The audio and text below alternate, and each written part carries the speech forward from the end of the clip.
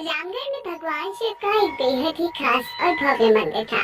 दूर दूर से भक्तजन शिव जी के दर्शन के लिए यहाँ आते थे। ये मंदिर इतना चमत्कारी था कि यहाँ आने वाले हर भक्त की मुराद पूरी हो जाती थी और इसीलिए हर मौसम उस मंदिर का परिसर भक्तजनों से भरा पड़ा रहता था। लेकिन एक बार सावन के महीने में मंदिर में काफी भीड़ थी। हर हर महादेव के जयकारों की गूंज मंदिर के हर कोने में गूंज रही थी कि तभी अचानक आकाश में बिजली हुई और सोने की एक थान हवा में उतरती हुई मंदिर के आंगन में आई और एक भविष्यवाणी हुई। जो कोई भगवान शंकर का सच्चा भक्त और प्रेमी होगा उसे ही ये सोने की थाल मिलेगी। इस भविष्यवाणी को सुन मंदिर में मौजूद सभी लोग हैरान हो गए और उस दिव्य थाल को देखने के लिए इकट्ठा होने लगे। अरे अरे भीड़ मत मचाओ, हटो यहाँ से। जय भोलेनाथ। मुझे पता है कि ये थाल आपने अपने सबसे बड़े भक्त के लिए यहाँ भेजी है और मैं ही आपका सबसे बड़ा भक्त हूँ। मैंने अपना पूरा जीवन आपकी सेवा में अर्पण किया और आज उसी का फल मुझे मिलने जा रहा है।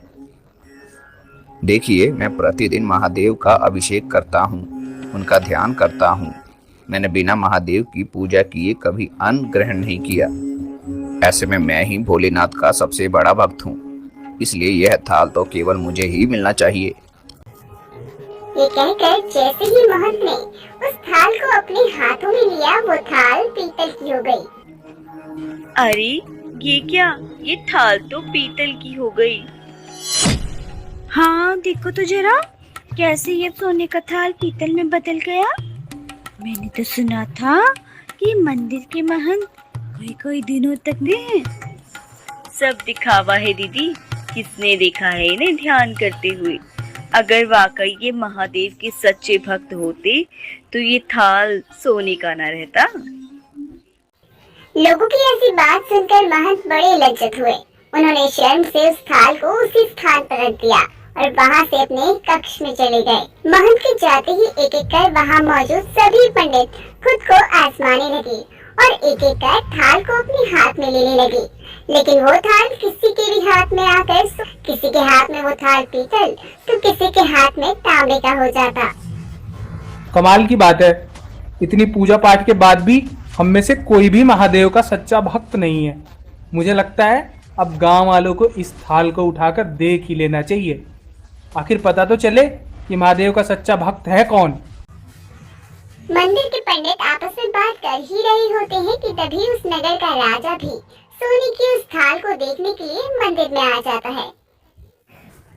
रुकिए, ये थाल महादेव ने सिर्फ मेरे लिए भेजी है, मैंने आज तक दी है। ऐसे में महादेव का आशीर्वाद ये मेरे लिए है, तो इसे अब मैं ही हाथ लगाऊंगा।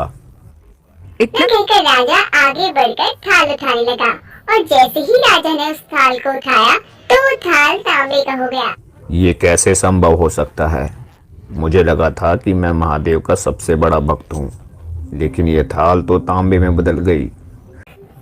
थाल के तांबे में बदलते ही राजा का सारा घमंड चकनाचूर हो गया और वो भी थाल को अपने स्थान पर रखकर एक तरफ जाकर खड़ा हो गया। राजा के बाद एक से बढ़कर एक दानी महात्मा और भक्त मंदिर में पधारे और हर किसी ने एक एक कर थाल उठाया, लेकिन पहले की तरह ही किसी के हाथ में थाल तांबे का तो किसी के हाथ में लोहे का हो जाता।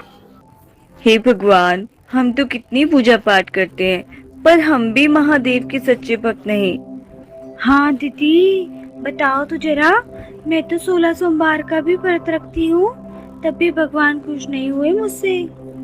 हम तो छोड़ो, इस गांव में लगभग सभी लोगों ने इस थाल को हाथ लगा लिया है, लेकिन किसी एक के हाथ में भी ये थाल सोने का ना रहा। उस थाल को उठाकर सभी को इस बात का एहसास हो जाता है कि उनमें से कोई भी महादेव का सच्चा भक्त नहीं है।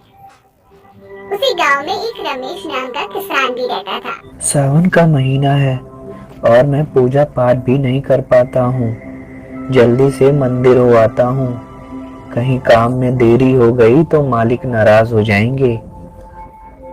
रमेश जल्दी जल्दी मंदिर की ओर जाने लगा कि तभी उसे रास्ते में एक बूढ़ा भिखारी मिला।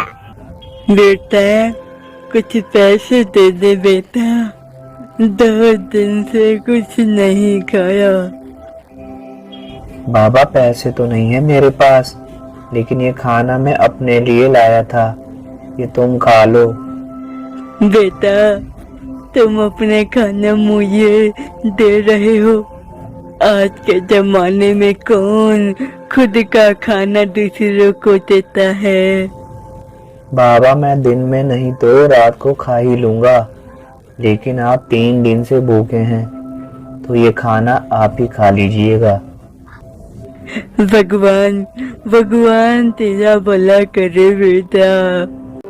रमेश उस भिखारी को अपना खाना देकर महादेव के दर्शन के लिए मंदिर की ओर बढ़ जाता है। मंदिर में जिस थाल की इतनी चर्चा है उसके बारे में रमेश ने भी सुना था, लेकिन रमेश इस पर ध्यान दिए बिना मंदिर पहुंचा और महादेव को जल चढ़ाया, उनकी पूजा की और परिक्रमा करके अपने काम पर लौटने लगा। अरे रमेश भाई, तुमने उस सोने की थाल को उठाकर नहीं देखा? अरे भाई, मैं तो कभी पूजा एक आध बार मंदिर आ पाता हूँ, मैं काहे का सच्चा भक्त। रमेश भाई, हम तो देख चुके हैं, हमारी भक्ति तो 2 कौड़ी की भी नहीं है। एक बार तुम भी हाथ लगा लो, क्या पता वो सोने की थाल ही मिल जाए। नहीं भैया, जब मंदिर के सबसे बड़े महंत के हाथ में वो सोने का थाल, सोने का ना रहा, तो मैं उनके आगे क्या ही हूँ। मुझे नहीं लगाना किसी थाल को हाथ। अच्छा ठीक है, सोने की थाल के लिए ना सही, लेकिन उस थाल पर हाथ लगाकर ये तो पता चल ही जाएगा कि तुम्हारी भक्ति में कितनी सच्चाई है। लोगों के बहुत आग्रह करने पर रमेश उस थाल को उठाने के लिए मंदिर में वापस जाता है और जैसे ही रमेश उस थाल को उठाता है तो लोगों के आश्चर्य का ठिकाना नहीं रहता। रमेश के हाथों में सोने का थाल रोशनी से चमचमाने लगता है। देखो वो थाल कैसे चमचमा रहा है। अरे वाह रमेश, तुम ही महादेव के सच्चे भक्त हो, लेकिन तुम तो कभी पूजा पाठ भी नहीं करते, और महीने में मैंने तुम्हें एक आध बार भी मंदिर में नहीं देखा। फिर भी तुम्हारी सच्ची भक्ति कैसे? हमें भी बताओ, कैसी भक्ति करते हो तुम, जो महादेव तुमसे इतने प्रसन्न है? पंडित जी, आप बिल्कुल ठीक कह रहे हैं। मैं कोई भक्ति नहीं करता, मैं केवल दिन भर खेतों में काम करता हूँ और थोड़ा समय निकालकर जरूरतमंद लोगों की मदद कर देता हूँ। इसके अलावा मैं कोई ऐसा काम नहीं करता जिससे महादेव मुझसे प्रसन्न हो। अच्छा, तो तुम लोगों की मदद क्यों करते हो? सुकून, दूसरों के चेहरे पर मुस्कान देखकर मुझे जो आनंद और खुशी होती है उसे मैं बयां नहीं कर सकता। शायद यही कारण है कि महादेव मुझसे प्रसन्न है।